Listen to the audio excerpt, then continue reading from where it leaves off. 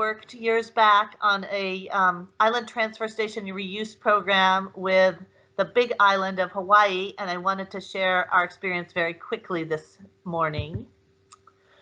This is their current website, which shares a lot of resources for the community on reuse, including information on the reuse centers at the transfer stations, which I'll be talking about. But I really love that it has a prominent place in all of the outreach. And this lists both private and public sector reuse resources, as well as online groups for sharing materials. So the project I was involved with was a large EPA grant, which came in as a congressional line item.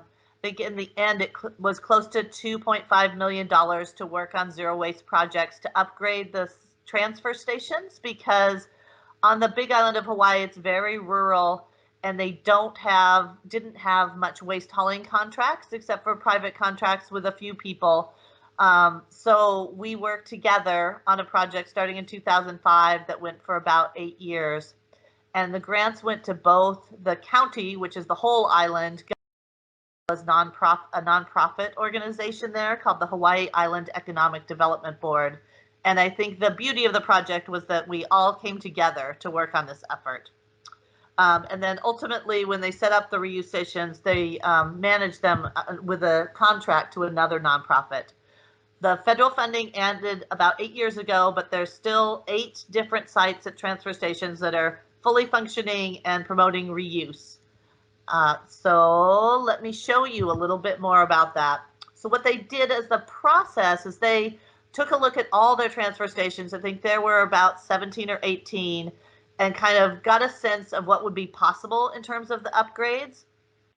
And then they added reuse and recycling infrastructure, as well as kind of upgrading the transfer stations, and conducted a lot of outreach at conferences and on-site events and groundbreakings and artist festivals. Really exciting stuff to promote the idea of island reuse.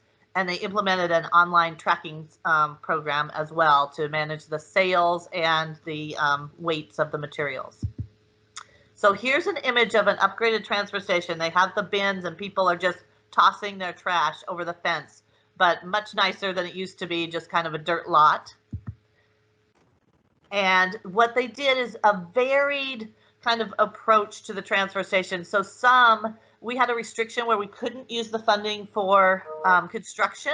So what they would do is pave the entire area as kind of a drop-off center, and then on top of it set the reuse structure.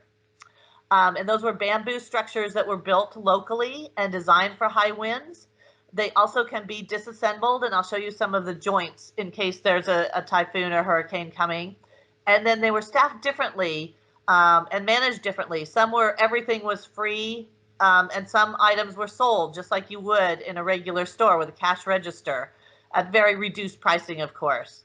So that is a little bit, and some were just completely unstaffed, just a designated area in the transfer station where people could drop things off or pick things up if they wanted them for free.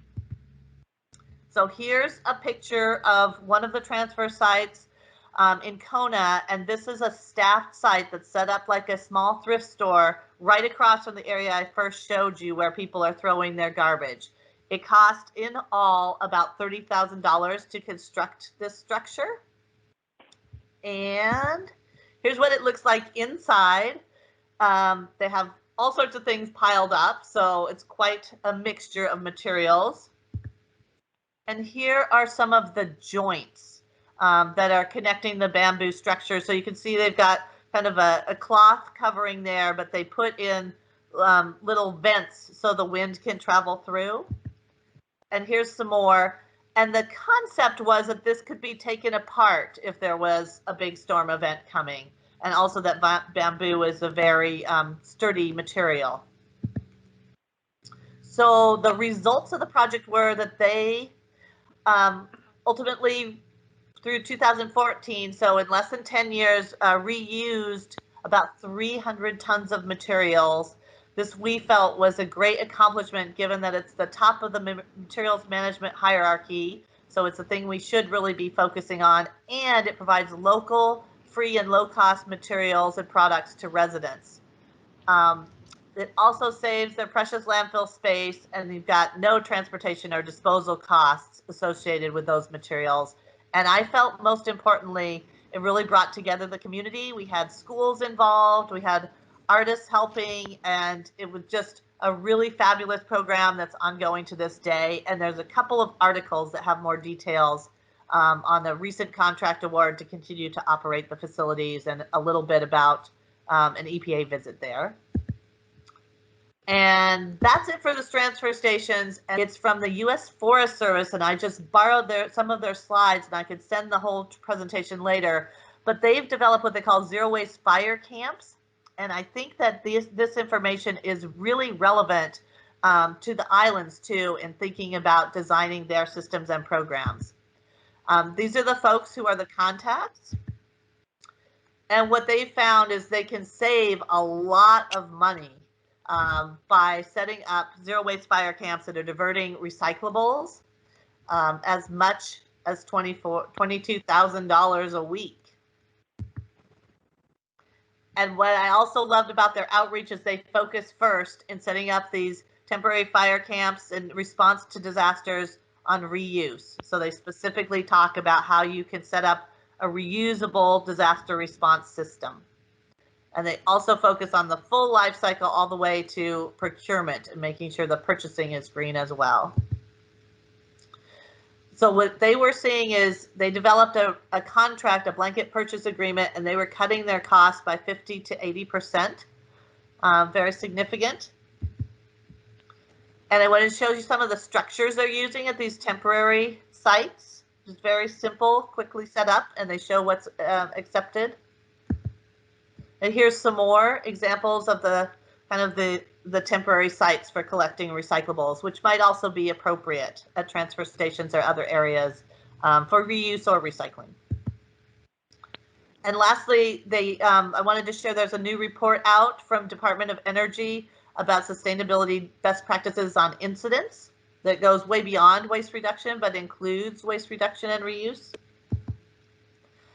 And I wanted to end with a bright light that they also shared some information on equipment that I could imagine would be very helpful at solid waste facilities and other facilities on the islands, these commercial green light towers, because we all know that power can be really critical for safety and security.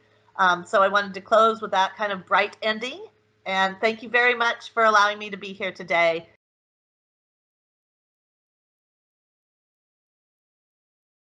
Well, thanks again for having me, and I'm really pleased to be here and learn from everyone else. So I'm going to try, there's a lot of information. I'm going to try and make it as visual as possible and give you an idea of what we're doing. So we're a nonprofit in the British Virgin Islands, and we've been working, we work basically on, and this is our website, greenvi.org, so you can go and look through our website. Charlotte, can I just interrupt you for 1 second? Are you sharing your screen? Because I don't see it. If not, I can share it. I can share it there's. Oh, sorry. Wait. There. You click on the square with the triangle. Yeah. Perfect. Yep. Yeah. So sorry. Now everyone can see. So this is our website, greenvi.org, and obviously you're welcome to go here and find out more information. Basically our focus is green, clean, healthy VVI, and our focus areas are waste, innovation, education, energy, and water. So I know the word waste, we're looking at sustainable materials management. So I'm going to talk to you about this today, and essentially we're trying to move towards zero waste in the British Virgin Islands, collaborating with government and entrepreneurs and private recyclers. So this is our incinerator here in the background. Years ago, we had a glass studio, and we had these recycled fronds growing in the hazardous ashes of the incinerator. But essentially, this is how we do it. We recycle programs. So we've been doing this now for this is our third year, 3.5 years, where we've been working on this project, and I'll go into more detail about that. One of the other things that we do is advocacy and research. So we found that the only way that we have been able to make this sustainable is to work really closely with government on this. We've also involved. Now, with COVID, it does bring its own challenges. But yeah, I'm happy to share. Basically, this is where we work with companies to go green, and they contribute towards a green fund that we use to support the work. So we've also got our bug out program is more, and people in the Caribbean would be interested in this. This is a more vector control project, mosquitoes, Aedes aegypti in particular, to stop dengue, chikungunya, and Zika. But one of the biggest links to mosquitoes is litter. So it's a whole strategy to get the community involved to clean up. And then, of course, we've got our garden project, which is all about organics management. So we're working towards eco parks. We've got one established on one island, and we're looking at establishing another on our main island, Tortola. And this brings all our work together, the waste, water, energy, innovation, all of it together. We've also got 2 test recycling centers going that are equipped with the equipment that we need. And that's on Virgin Gorda and Tortola. So to go into some of the detail about our We Recycle program, what we're trying to do is use as much as possible on island. So for the last few years, that's what we've been experimenting with. And right now we're getting to the point where we can, look at the viability of things. And again, COVID's put a real spanner in the works, but we're persisting. This is what our recycling bins currently look like. They're made out of old pallets. We're doing aluminium, plastic, and glass as part of the program. This is a collaborative program with government. Oh, I don't know why that went. So we partner with government on this. So it's a collaborative thing. There's a lot. We've developed a recycling app. Please don't download it right now because we're having issues with it. But it shows all the recycling points, where people can take their recyclables to. And it's glass, plastic, and aluminium that we're collecting right now.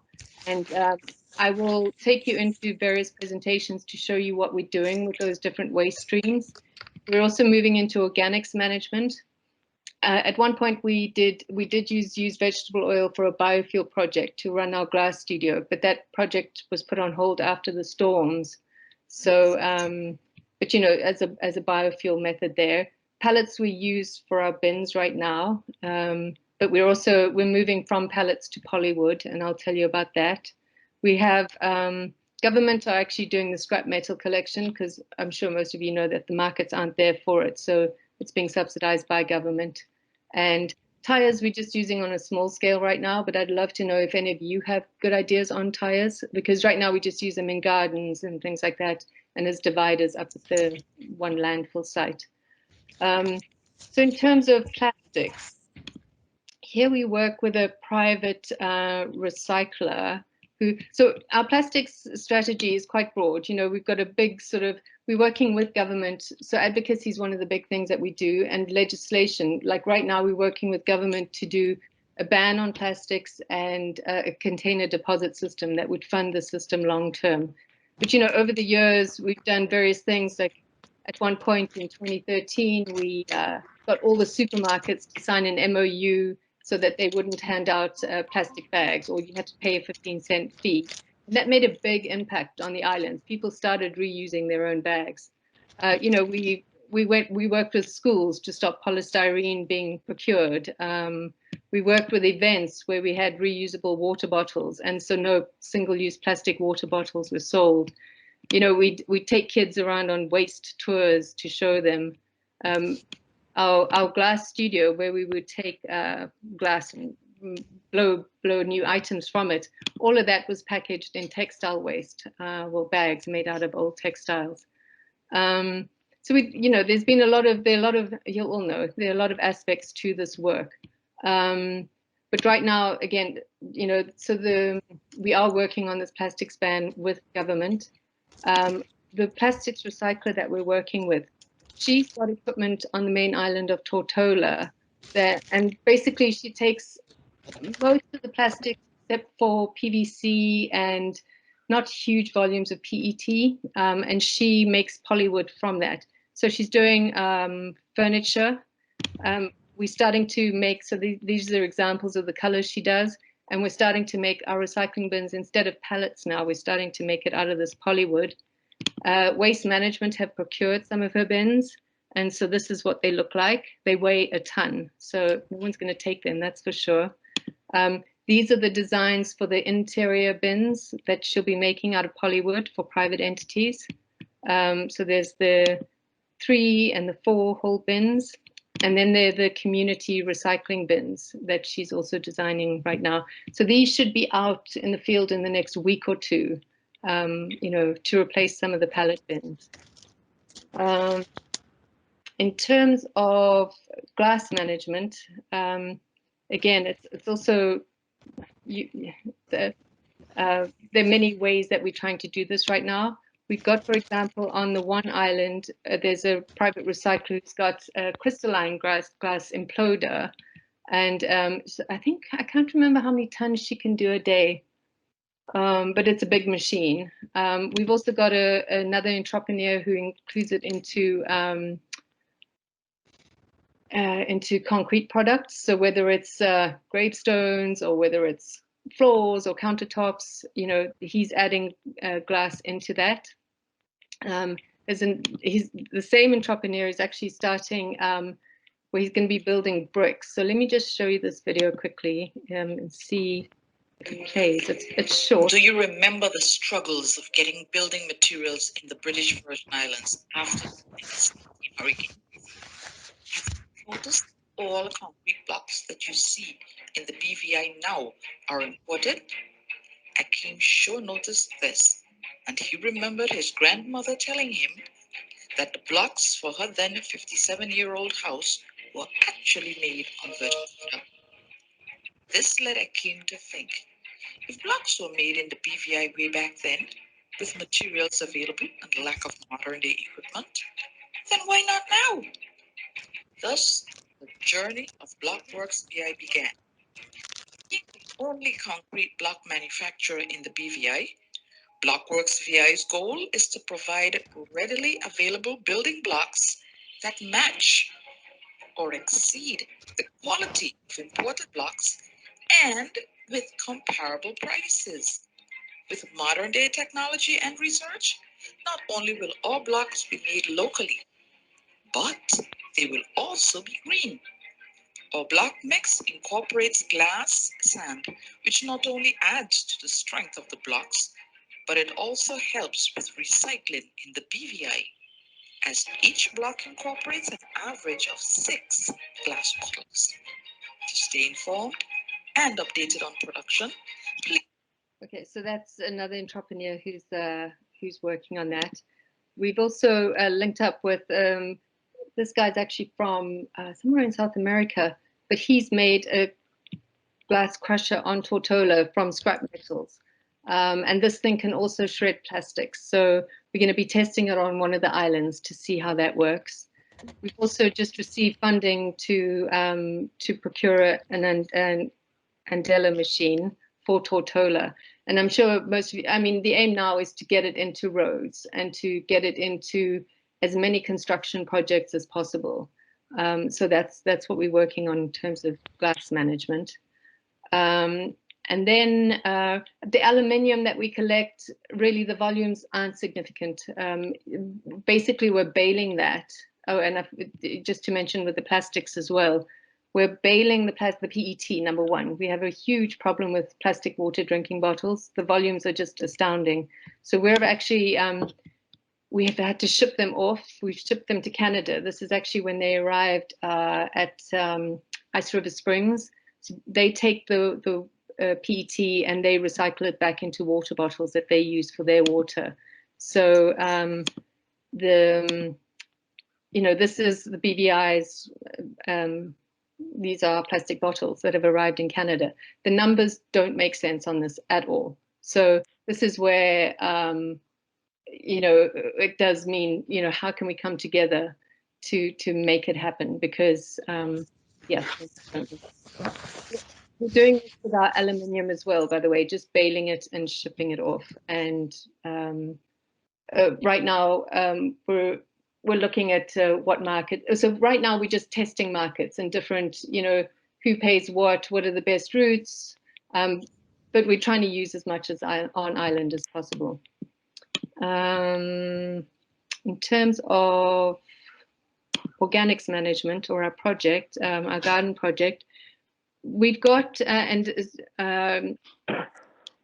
here this is just where we're teaching people about organics management. So we've got school gardens that we teach the kids how to compost. We're going to start going more into the communities, getting them to compost as well. We've developed a whole lot of lesson plans on that are all available on our website. If you could just go here to our resources. So these are all linked to the BVI's national curriculum. So, you can go into any of these and it's linked to their curriculum, and they're nice plans.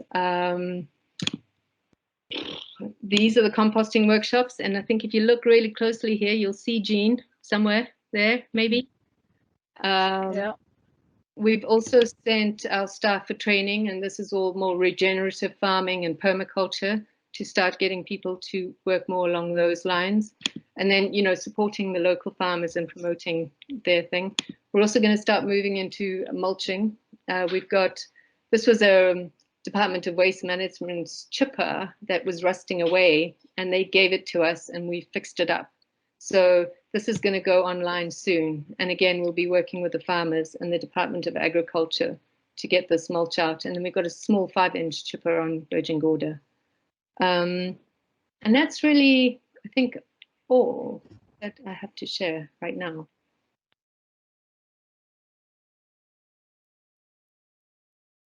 Addison Garraway from Trinidad and Tobago. Okay, thank you, Link. Morning, good afternoon, everyone. I'm basically going to just give a situation analysis of what is happening now in terms of the waste recovery and recycling in Trinidad and Tobago, and also touch a bit on some of the other islands in the Caribbean to get an understanding of what is happening there. Right now in Trinidad and Tobago, we have several commodities that are being recovered, not necessarily recycled, but recovered. And the recovered items would be like paper, plastic, e-waste, and tires. These initiatives are more 80% private sector, and the initiatives are driven by market prices. So you would find at a certain time of the year, you will find a lot of plastic being recovered because the market prices are very good. And then again, it may be replaced by paper later on because the market prices are very good. And when I say market prices, that of course will include your potential to ship it off island, because transportation costs is very high. So you have those initiatives going on with respect to those sort of recyclables. Glass is the more recycled item because there is a beer factory on island and they recycle their bottles. They have returnables, and then besides that, they also take colored glass, crushed glass, which they use to remake new bottles for their beer, the beer items. So we have that on island where they take, and then again, it's limited to a certain extent because they look more for clear glass. Maybe once or twice a year they would take colored glass, but they're more focused on clear glass. So that puts a limit on us in terms of what kind of glass items we can recycle, because you have a lot of imported items here, wine bottles and different colored glass. So that is fairly sustainable. Now, the understanding is that it is driven by economics, because it is cheaper for them to use recycled glass than to continue to use the silica sand as a means of creating new bottles. So we have that has been fairly consistent. Metals is consistent also in the sense that there is a refinery on island. It's right now it's not really inactive, but it used to be very inactive at one time. So metal products never left the island to a certain extent.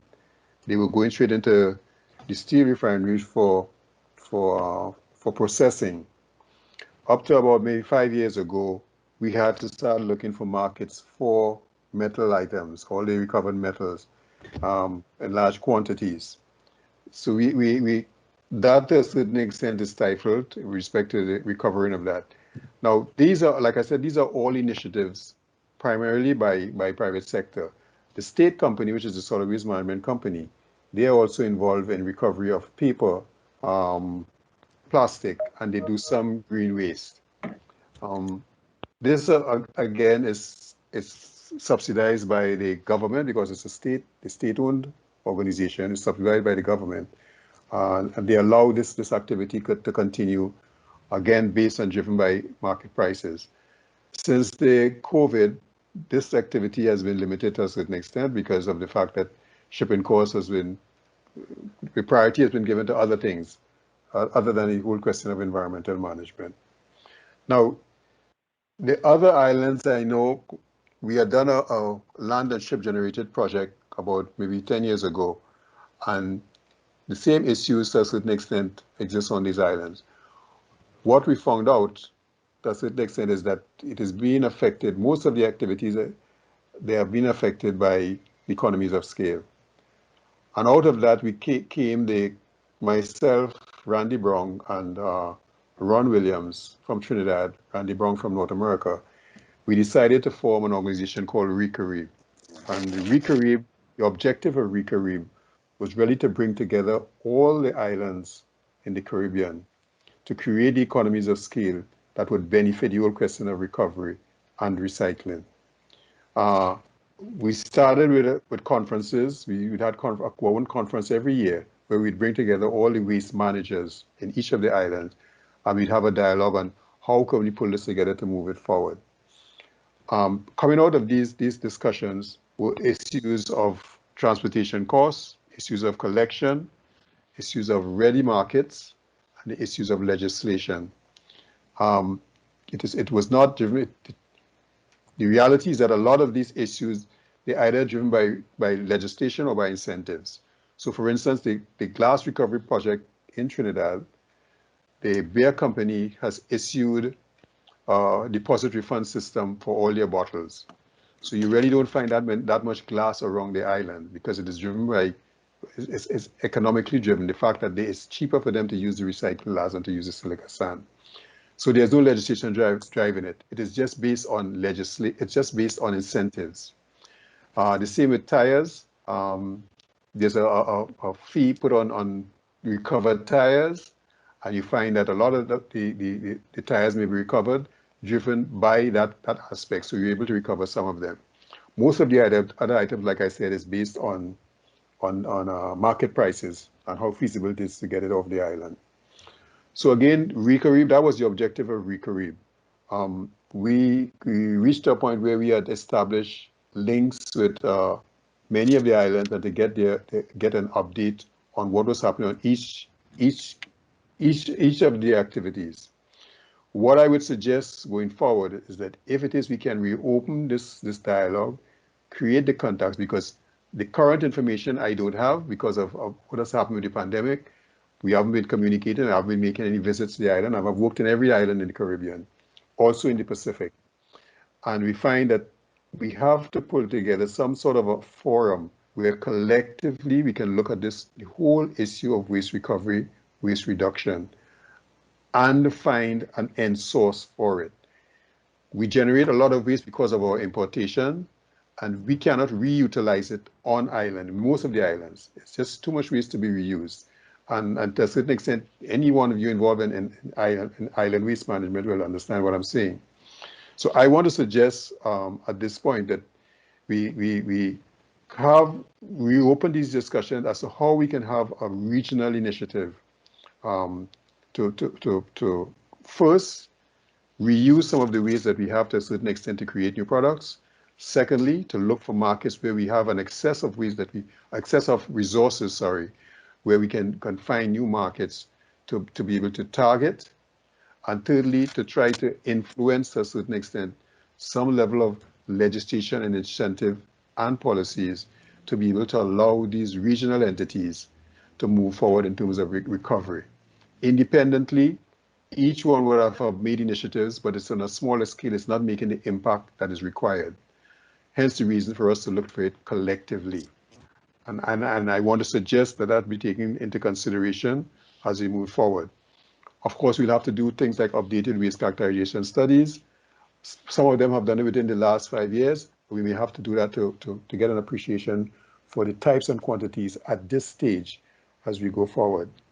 So that's basically as I mentioned earlier on in my introduction, I would like to see how we can reopen some sort of a dialogue with all of the Caribbean islands to get an appreciation to how we can move forward with this initiative, because they continue to stifle with the waste items that are being generated, and the quantities, particularly large islands like Trinidad, Jamaica, and Barbados. Some of the islands that are heavy into tourism, where you have a lot of imports, the waste quantities that are being generated, the initiatives to be able to contain them and to use those sources is very difficult for the islands. So again, I want to suggest that if there's some way that could be considered in your consideration, that we have a forum for this kind of dialogue of the other Caribbean islands. It's evident you're quite aware what is going on in the USVI and the BVI and Puerto Rico, but a lot is happening down in the islands, south of these islands, for you to have an appreciation for. And the only way I think we can get that kind of information is to provide a sort of forum for these waste managements to give their inputs. That's my input for this morning. Thank you. Wow, thank you so much. On a poor signal, and hopefully that works. I agree with Edison about all of the, I think we need help on all of the islands. And I've worked on a lot of them, from very northern ones in Maine to Haiti. So I've seen a lot of islands, and I've seen the organics, and truly the islands have you know, an overwhelming amount of biomass. And biomass is just everything that grows. What I saw, and let me just share a story with you about Haiti. I was down there working with children, teaching college students and elementary school students to compost as a business, because they wanted to be able to grow things, and they wanted to be able to sell the compost so that people could grow things. So that was on a very small scale, but I worked all through there. But one of the things that I observed with Haiti is that Haiti's climate is actually changing. And all of our climates are changing a little bit, but Haiti's is changing pretty drastically. And there are a couple of reasons why that is. And all of it has to do with organics and biomass.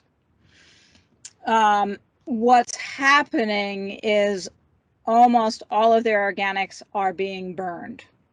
So not just burning a pile of leaves and branches and sticks and things like that, but most things are cut down. A lot of the woody material is cut down and used to cook. So people are using that all for cooking. And what I observed there was they're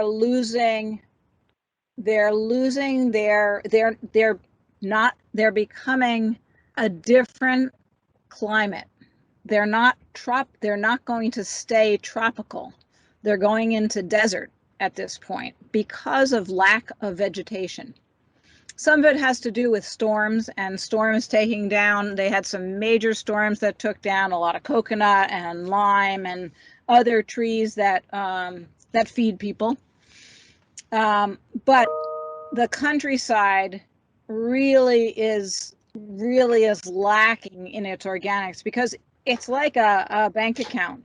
If we keep taking things out, the wood for burning, things that we're eating, things that we're feeding animals with, if we keep taking those out and never putting anything back, and also animal manure is burned for fuel for cooking as well there. So if nothing ever goes back, then we change our soils and we change everything. And we have to really be careful about that even though like the Dominican Republic right near Haiti is going to have their managing things differently. Haiti is going to become very desert, I think, in the not too distant future. And even the rain shadow is missing them. So they're not getting the rains that they did because the whole water cycle works with vegetation. So it's pretty interesting, and that's off on a bit of a tangent, but it's the reason that we really have to manage our organics as a resource. We have to pay that soil back because the soil is life. I mean, water is life also, but we grow everything from the soil, and if nothing grows from the soil, we have nothing to eat. And that really causes a problem for us. In Puerto Rico, a lot of agriculture has been lost because other businesses came in, drug industry and other businesses came in, and people said, "Oh, I can work work for them instead of, growing things," to the point where Puerto Rico doesn't grow a lot of its food. It imports almost all of it. And then when we see our problems with hurricanes, our challenges with hurricanes and fires and other issues, then we realize, boy, we need more food security. We need to be able to protect our soils, grow things, and all that. And that's one of the reasons that I'm passionate about organics management. Is it something that it's a resource that we can use and actually thrive on. And it will change our soils if we can actually use it. It will help with erosion control. The picture that we're looking at, I'm looking at a picture of Puerto Rico here, where the brown sediments are shown way out into the ocean. And that's just, it's because there's nothing controlling the erosion. The soil, the silt, everything is just going off. And there's a lot of vegetation in a lot of places, but where there is no vegetation, everything's going to run and get into soil. So we have a lot of different ways. And I think what I'll do is I'll take this in a couple directions, and then we'll do it with a PowerPoint at some point.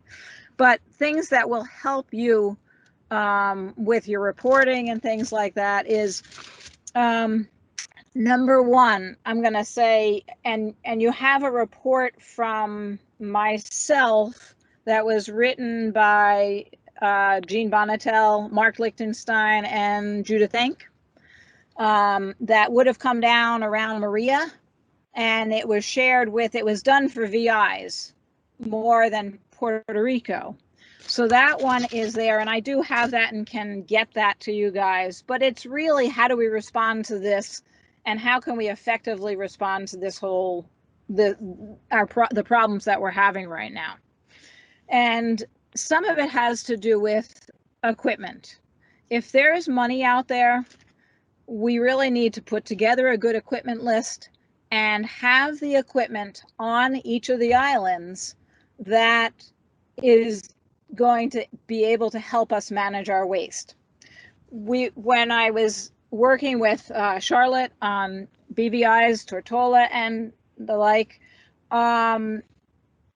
we looked at everything while we were out there. They took us anywhere we wanted to go, and we did a lot of teaching in schools. We did some larger teaching, and some people came from other islands that were invited so that they could look at, they could learn with us about larger scale and smaller scale organics management, which is going to be pretty important to all of this.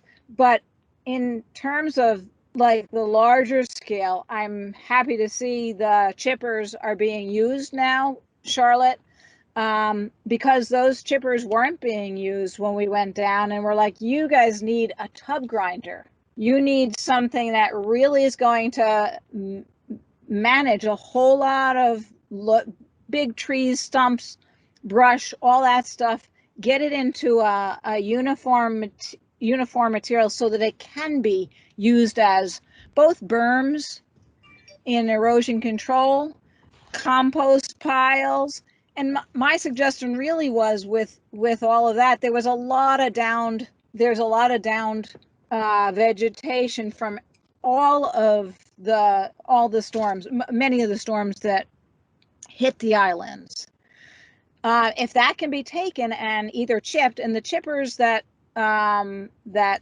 Charlotte was showing are relatively small chippers, and they're really good for, like, I'm thinking St. Thomas in some of the little tiny roads and stuff like that, where you really have to get into narrow places and get things chipped.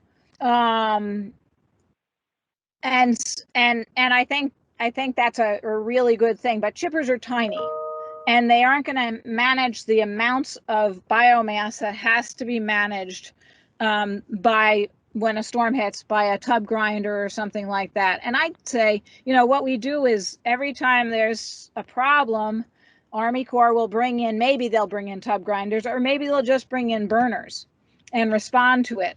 I'd like to see all of the islands have the capacity to tub grind right on the islands, so that the island people can respond, not the contractors necessarily from off island, because hauling that equipment across the ocean is not cheap. And we could be buying that equipment, and that equipment could be located on the island so that people can respond and people have jobs, because there are going to be lots of jobs grinding up organic matter and getting things organized again after those kinds of storms. Once we grind all of that organic matter, it can be put in what we call a windrow. And a windrow is just a long, narrow pile. And it can be just wood chips, like really woody vegetation.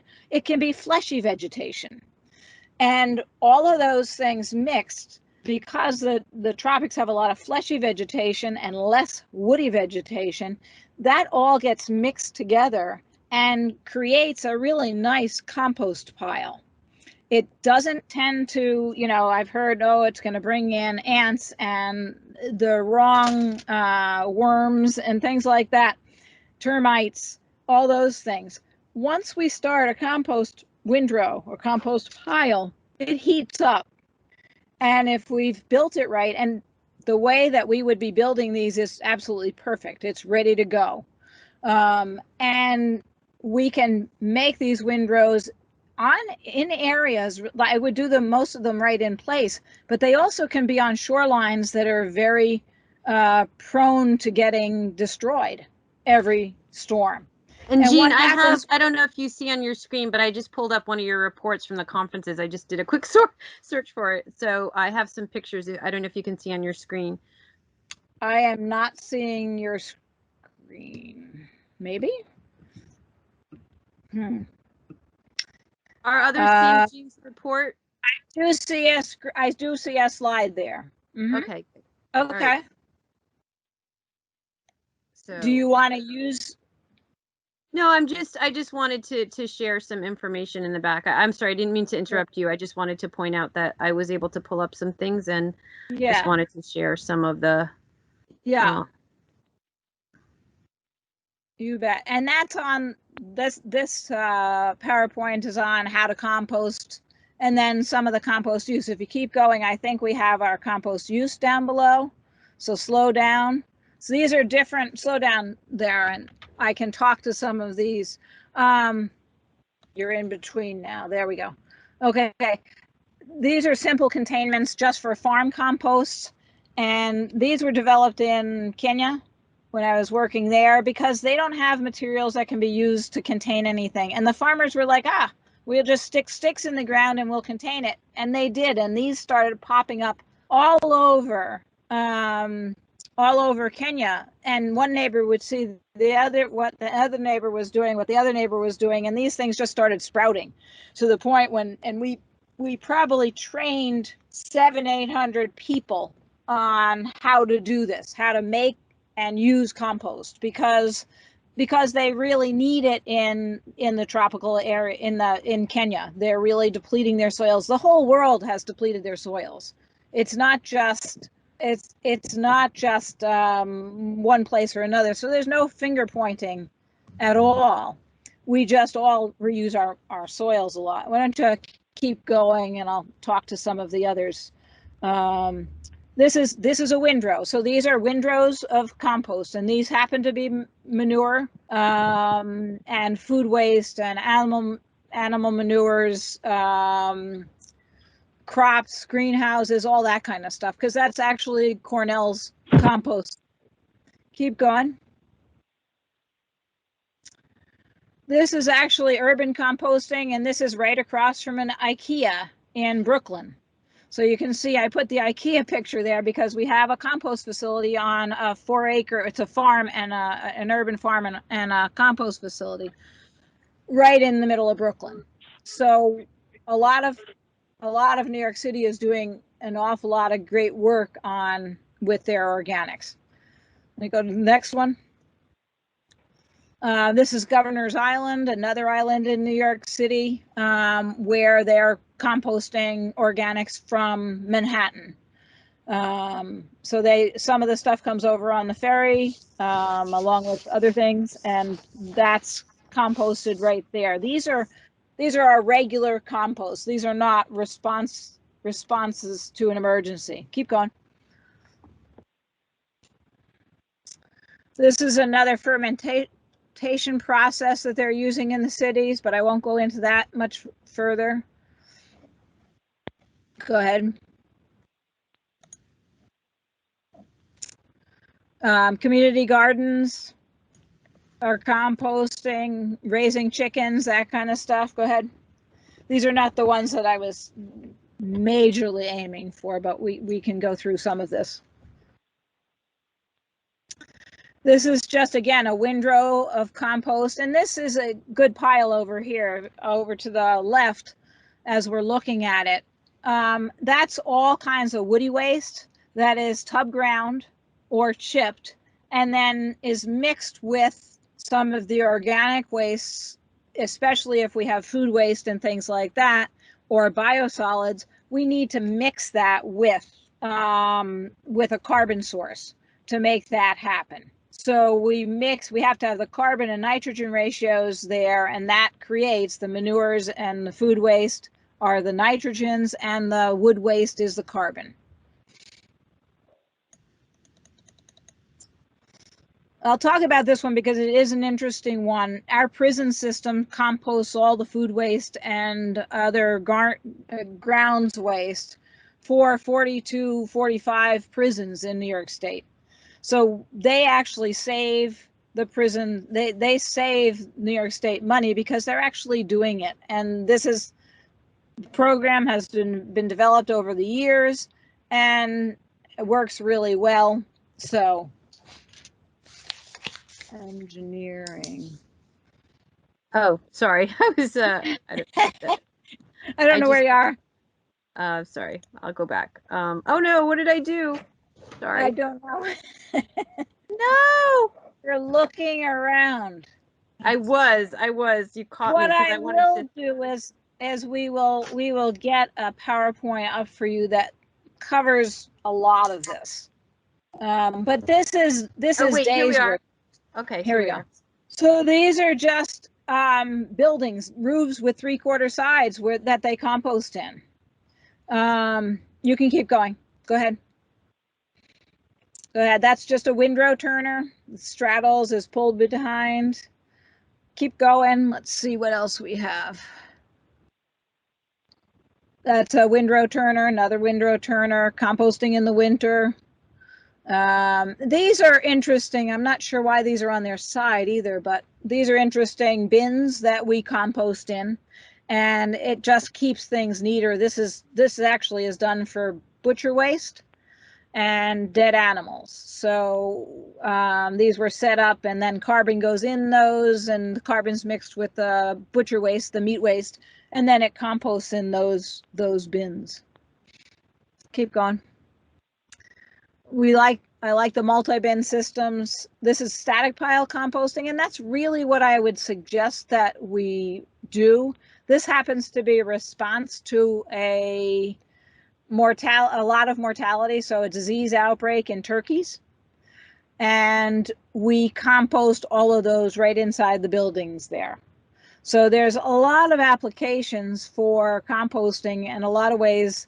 I do a lot of disease control, including a little bit of work on COVID even, but a lot of disease control with composting. Go ahead.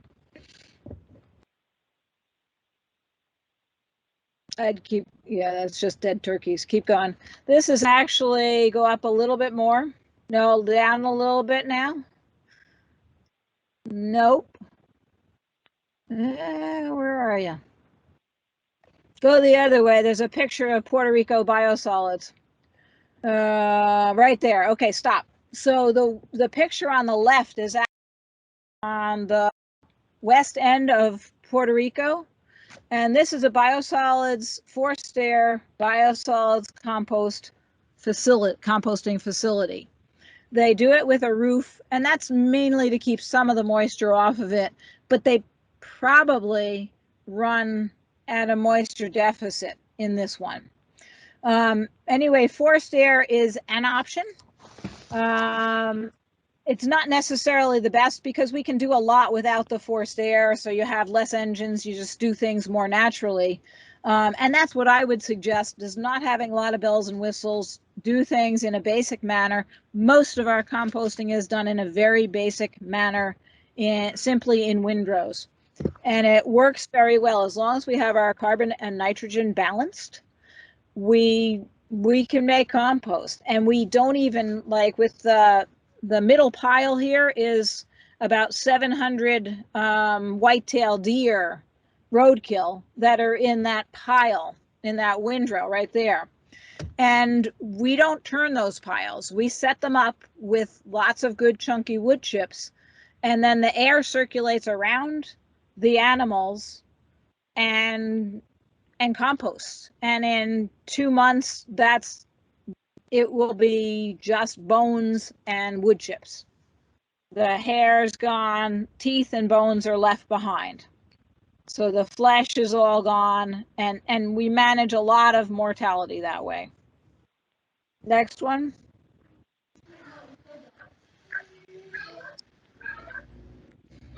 The earth bins are an interesting system, and they're being used for wood waste. So what's happening is there are 2 cement sides, and then this auger runs, just very slowly moves around through that and aerates those piles. And that's not a bad system, but it's got a lot of bells and whistles. So, you know, I always hesitate to have too many electronics involved in things because they break. And if we can make things happen in a more natural manner, which we can in tropical areas because things disappear. In Kenya, they were making compost piles that they were able to use on their field crops in a month. You know, so they were processing very quickly, and that's partly because of the heat and the amount of the types of materials that they're using. And that can happen in any tropical areas in the warmer times. Next one. Next one. These are actually digested solids. So they're in an anaerobic digester. They're digested, and then they're put in these long windrows to cure. So when they go through a digestion process. Wait, and really, these are biosolids? These are not. These are cow manure, but I will talk about them in terms of biosolids and all that right now. So this is a dairy farm in Vermont. They have a digester, and we have digesters for animal manure and human manure. People are trying to use digesters for food waste and food processing waste and all of those materials, and they just don't have the biogas potential. The manures, the fats, the greases, the oils, those have the potential for generating gas. But a lot of other things, you're going to waste your time. It's going to be very expensive to do, and it's not going to gain you very much. So I'd suggest, like with human manure, that can go into a system on San Juan that was human manure that was dewatered and then went into, that was not digested. So that was dewatered and then went into those forced air systems. This is actually digested partially, but when you digest in an anaerobic digester, you only get to about 50%, 60% maturity. And one of the problems with that is you don't kill all the pathogens. So it has to be composted afterwards to kill the pathogens. It's also will kill your crops because it's too immature. So if you are thinking about digestion for human manure or animal manure, and there's none of the islands have enough animals to do animal manure, you know, if you're thinking in that direction with human manure, then it can be done, but it is a very, very expensive endeavor. In Puerto Rico, they're doing it with just dewatering. It's processed, then dewatered, and then composted. Jean, what about anaerobic digestion or in vessel? That's what I'm talking about, anaerobic digestion. Yeah. Okay. This is the material from the anaerobic digester. So what you're looking at is the fiber, we call it digestate, and it's those fibers from that manure. It looks like it's finished compost, but it's not. It needs to sit there, and that's why they have it in these long bays, because after the digester, then they can put it in here and they can bring it up to temperature again and kill the pathogens that they don't want, pathogens and weed seeds that they don't want to go back into their fields in field crops. Got it. Thank you. With humans, we have less weed seed, though we do. Tomatoes are our biggest weed seed in human waste. Huh. Because it goes through us and then they grow. It's our biggest seed at wastewater treatment plants. Good Jeopardy question.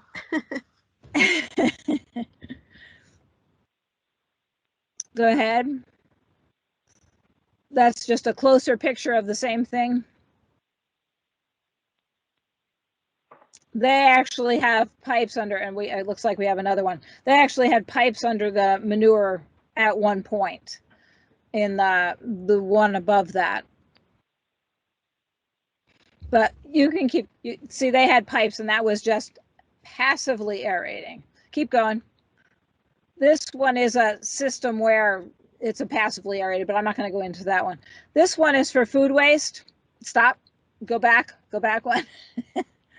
Okay, this is for food waste, and they've mixed food waste with carbon, and they have these little dog houses, we call them, just to protect the blowers that blow air into those pipes that you see going into the material. And it does work. So it is a possibility, but it's a lot of, it's a lot of pipes, it's blowers, it's other things. So it definitely works, and it's good. We do almost all of our biosolids in the U.S. in the U.S. through a system that does do forced air. It also turns, it uses forced air, and so it uses multiple methods. So Jean, with forced air, you don't necessarily need to turn as much? You don't have to turn.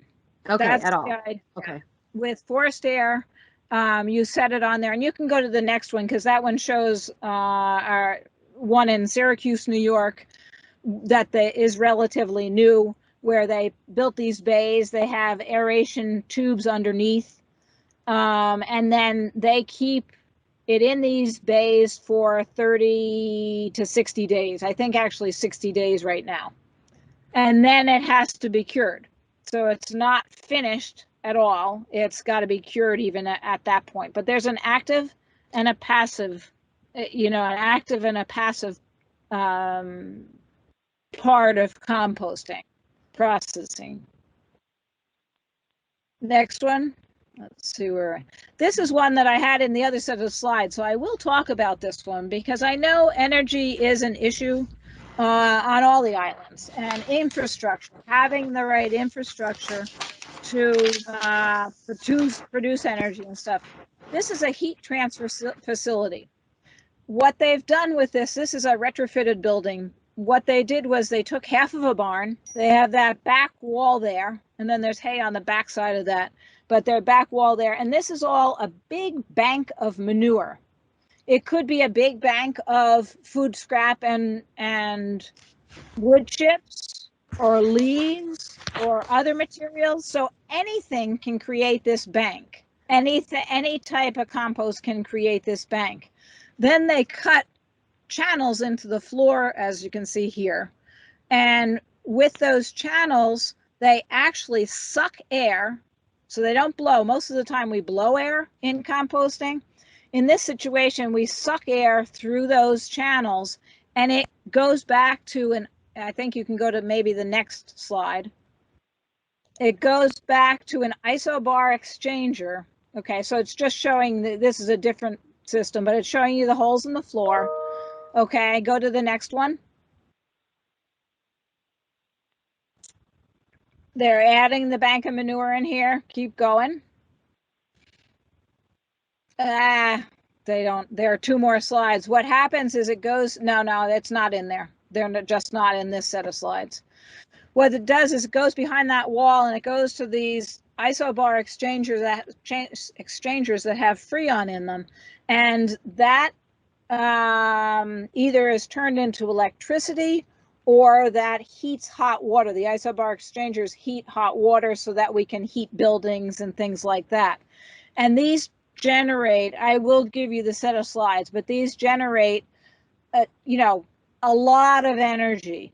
I will share that with you, it was in the other set of slides that I had, but I'll share that with you. And this is a type of a system that, the only working parts in this whole thing is those blowers that are the blowers that suck air into the other part of the system to heat and take that heat and transfer it into either the water to heat the water or exchange it into electricity. So they're very simple systems. You have to have the isobar exchangers, you have to have those parts. But this is something that I think could be very beneficial and produce energy. We'd be able to capture a lot of energy with that organic material that we have a plethora of on the islands.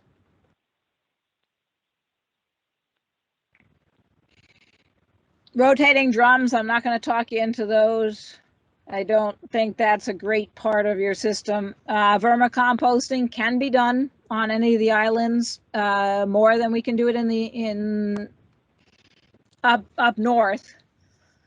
And you can process a lot of material with it. There are some downsides of using it on the islands because there's a lot of things that want to prey on your worms. All the birds, all the, it's just a warm climate. So it tends to be a less efficient and a tougher thing for people to be able to do. So keep going.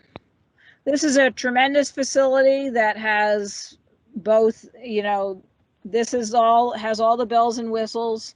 It has a receiving area here for the whole waste. Actually, this is a mixed waste stream, which I would not encourage anybody to do because it contaminates things. They've been able to do it well in Delaware County, but it does potentially contaminate a lot of things. So all the garbage comes into here. And one of the reasons this was set up in Delaware County is because it's in the New York City watershed, and they wanted to be able to bring manure in as well to kill Giardia and Cryptosporidium, so that it wouldn't go into New York City's watershed, which lives in that area, or in the whole area. So the receiving area, there's a drum outside here. That's an extra drum there. there's another drum inside that's actually bringing the material in and mixing it. Then it goes up some conveyor belts over where it says screening. It goes up conveyor belts, and they pick the plastic bucket and the, you know, shoes and things like that out of it. The big stuff is taken out in the receiving area. The mattresses, the couches, the, you know, that kind of stuff is taken out in the receiving area, and that goes elsewhere. And then in here, like you saw in some of the other things, there are all these bays, and it has forced air and an automatic turners all the way through there. It's an expensive system. This is how our biosolids are composted for the most part in this part of the world. So they'll put them in, if they're going to compost them, they compost them in a building with forced air and an automatic turner that goes up and down those rows every day or a couple times a day, depending on how they've set their system up. So this is the high tech.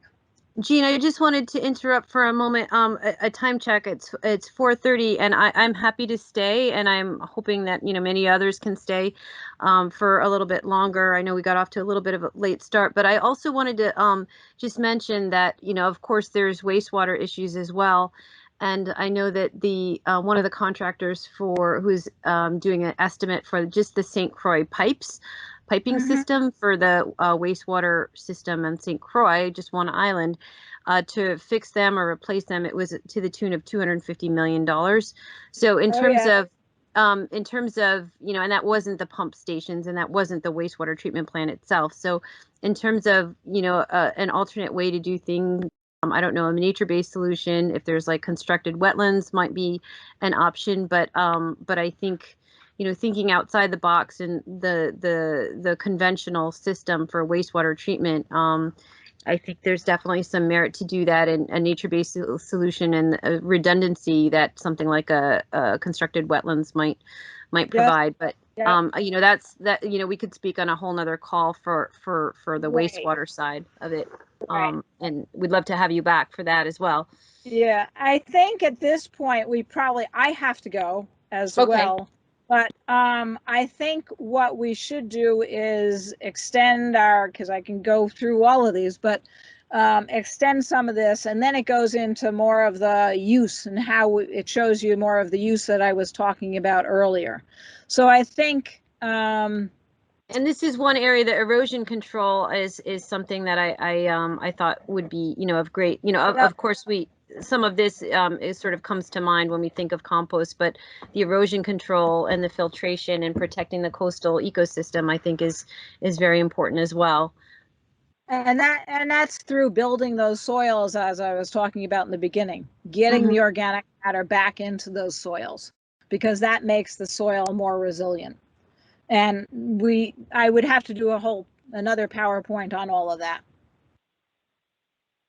Well, thank you so much, Jean, for your time. I'm going to just close the screen share here. And does anyone have any questions of Jean before she jets off? Hopefully, we'll be able to have her back again to discuss further some maybe the engineering applications of compost. Right. And everybody, Charlotte, you have your hand up? Jean, just a really quick question on vermiculture. Is there a problem with invasive species? If the red yes, I think so. I think so, except red wigglers are in Puerto Rico. Red wigglers are a manure worm. So if there's manure around, it's a surface feeder. And that's the type of worm that you want for processing waste. The problem is that there are other worms also that will feed on the red wigglers, because the red wigglers aren't that robust a worm.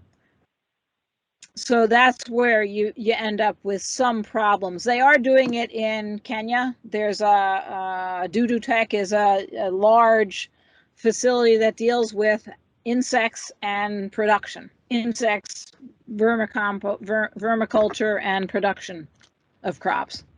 So it's not an impossibility. And invasive questions, it's really hard for me to answer that because they say no worms are native because of the ice age.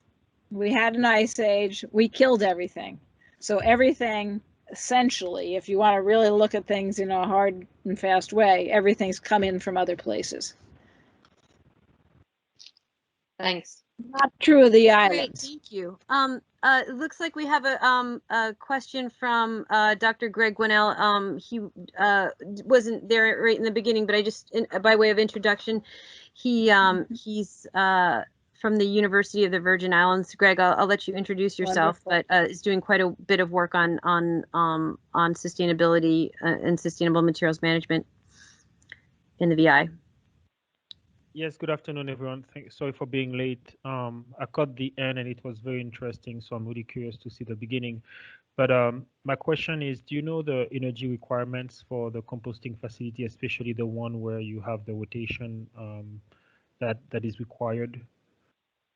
Oh boy, I would have to give you that information. That's more there. That was a 10 million. The facility that you saw there is a $10 million facility up here, you know, in New York.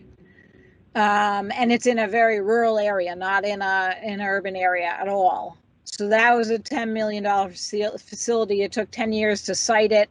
I can't tell you what the energy requirements are of that.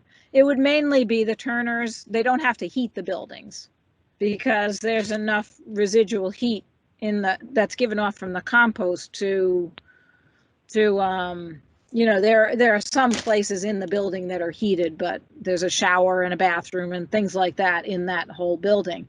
But it's mainly those windrow turners that go back and forth that are, and they're pretty low energy. It's just they sort of mosey through through those tunnels, as we call them. Okay. I can find that. I guess I just wanted to know if it was a significant expense or not. Sometimes some machines use a lot. So if you say low energy, it means it's not very